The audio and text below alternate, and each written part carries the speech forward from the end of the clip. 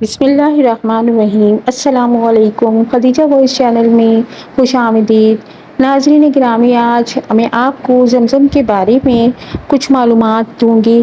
اہل علم متفق ہیں کہ خصوصاً حج عمرہ کرنے والے کے لیے زمزم پینا مستحب ہے، اور عمومی طور پر ہم مسلمان کے لیے سب حالات میں زمزم پینا مستحب اور جائز ہے، جیسا کہ صحیح حدیث میں کہ نبی کرم صلی اللہ علیہ وآلہ وسلم نے زمزم پیا۔ اور حضرت ابو ذر رضی اللہ تعالیٰ عنہ بیان کرتے ہیں کہ نبی صلی اللہ علیہ وآلہ وسلم نے زمزم کے بارے میں فرمایا کہ بابرکت اور کھانے والے کے لیے ایک کھانا ہے۔ صحیح مسلم کی حدیث ہے کہ زمزم بیماری کی شفا ہے، اور زمزم پینے سے کھانے کی ضرورت محسوس نہیں ہوتی اور بیماریوں سے شفا نصیب ہوتی ہے۔ جیسا کہ ابو ذر رضی اللہ تعالیٰ عنہ سے ثابت ہے کہ مکہ مکرمہ میں 1 ماہ رہے اور صرف زمزم ہی پر گزارا کیا، اس کے علاوہ کوئی اور غذا استعمال نہیں کی۔ اور حضرت عباس ابن عبد المطلب بیان کرتے ہیں کہ زمانہ جاہلیت میں لوگ زمزم کے بارے میں ایک دوسرے سے سبقت لے جانے کی کوشش کرتے تھے، حتیٰ کہ اہل و عیال والے لوگ اپنے اہل و عیال کو لاتے اور زمزم کے دن کے ابتدائی حصے میں نوش کرتے، اور ہم زمزم کو اہل و عیال کا ممدوح معاون شمار کرتے تھے۔ حضرت عباس رضی اللہ تعالیٰ عنہ فرماتے ہیں کہ زمانہ جاہلیت میں زمزم کو پیٹ بھر دینے والے کا نام دیا جاتا تھا۔ ایک اور حدیث میں ہے کہ آب زمزم اسی مقصد کے لیے ہے جس کے لیے اسے پیا جائے۔ اسی طرح ایک جگہ نبی کریم صلی اللہ علیہ وآلہ وسلم نے فرمایا کہ زمین پر سب سے بہتر پانی زمزم ہے۔ ایک عربی اخبار کے مطابق زمزم کے چشمے سے فی گھنٹہ 68,400 لیٹر پانی مسلسل نکالا جا رہا ہے۔ مسجد حرام سے 4.5 کلومیٹر دور ایک کارخانے میں یومیہ 2 لاکھ گیلن آب زمزم ذخیرہ کیا جاتا ہے۔ معدنیات کی موجودگی آب زمزم میں sodium, calcium, magnesium, potassium, chloride, fluoride وغیرہ جو نہ صرف بڑی بڑی بیماریوں کو دور کرتے ہیں بلکہ توانائی بھی دیتے ہیں۔ دوستو، آگ میں ڈالے جانے کے بعد حضرت ابراہیم علیہ السلام نے بابل سے ہجرت کا ارادہ فرمایا، پھر ایک دن اپنے اہل خانہ کے ساتھ حران نامی علاقے میں ہجرت کر گئے۔ حضرت ابراہیم علیہ السلام نے بابل میں اپنی چچا زاد بہن حضرت سارہ سے شادی کر لی تھی۔ پھر اللہ تعالیٰ نے آپ کو بیت المقدس جانے کا حکم فرمایا۔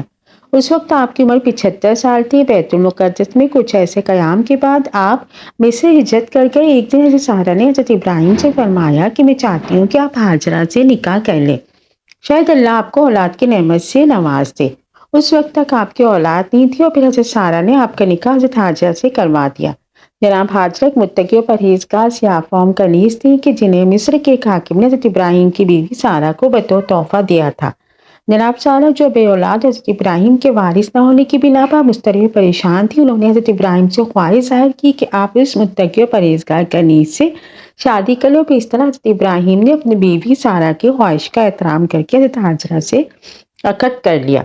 اب ہاجرہ ایک کنیز نہ تھی بلکہ وہ اللہ کے خلیل ابراہیم کی شریک حیات بن چکی تھی، اور حضرت ابراہیم علیہ السلام کے بڑھاپے کا سکون و سہارا بن گئی۔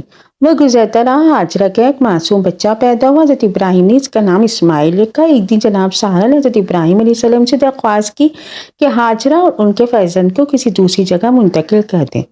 خداوند نے حضرت ابراہیم کو وحی فرمایا کہ اسماعیل اور ان کی ماں کو شام سے باہر لے جائیں۔ حضرت ابراہیم نے کہا کہ خدایا میں انہیں کہاں لے جاؤں؟ ارشاد ہوئے ابراہیم نے امن و امان کی جگہ یعنی میرے حرم کے پہلے مرکز پر لے جاؤ جسے میں نے خلق کیا ہے، وہ مکہ ہے۔ حضرت ابراہیم نے پیغام وحی لائی، صاحب گیا صحرا میں حضرت ہاجرہ اور حضرت اسماعیل کے محل سکونت نے ہاجرہ کو خبر دی۔ ہاجرہ جو اس سے پہلے سرسبز شادہ بہترین آب و ہوا سے سرشار زمین پر رہ چکی تھی، بغیر کسی چون چرا کے مشیت الہی کے سامنے سر تسلیم خم کر دیا، اور خدا پر مکمل یقین اور اعتماد رکھتے شدید مصیبت و آلام کی وادی میں قدم رکھنے پر راضی ہو گئی۔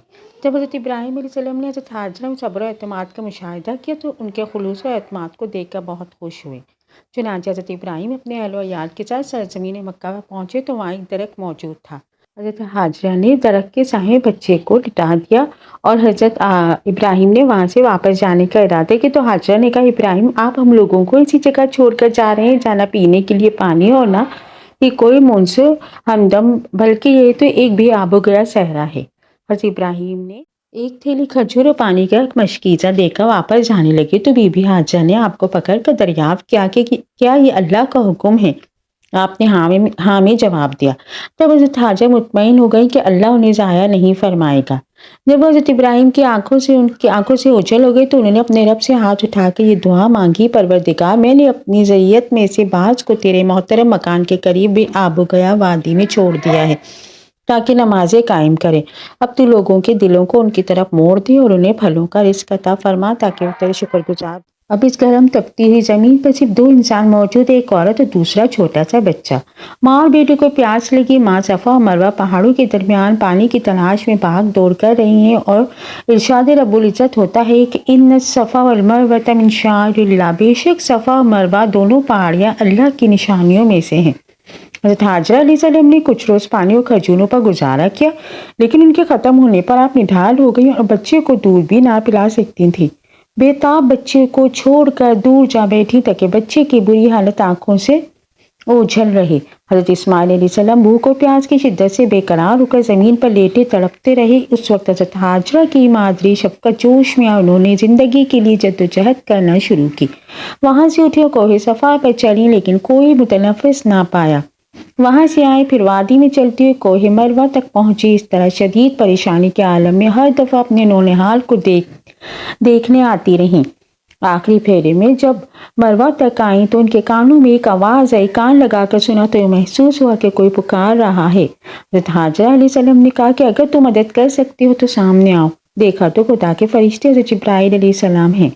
روایت ہے کہ انہوں نے اپنے پر یا ایری کو اس جگہ مارا جہاں آج زمزم ہے، لیکن قوی روایت ہے کہ حضرت اسماعیل علیہ السلام کے پاؤں کی ایڑی سے پانی کا چشمہ جاری ہوا اور یہ آپ کے بچپن کا معجزہ قرار دیا جاتا ہے۔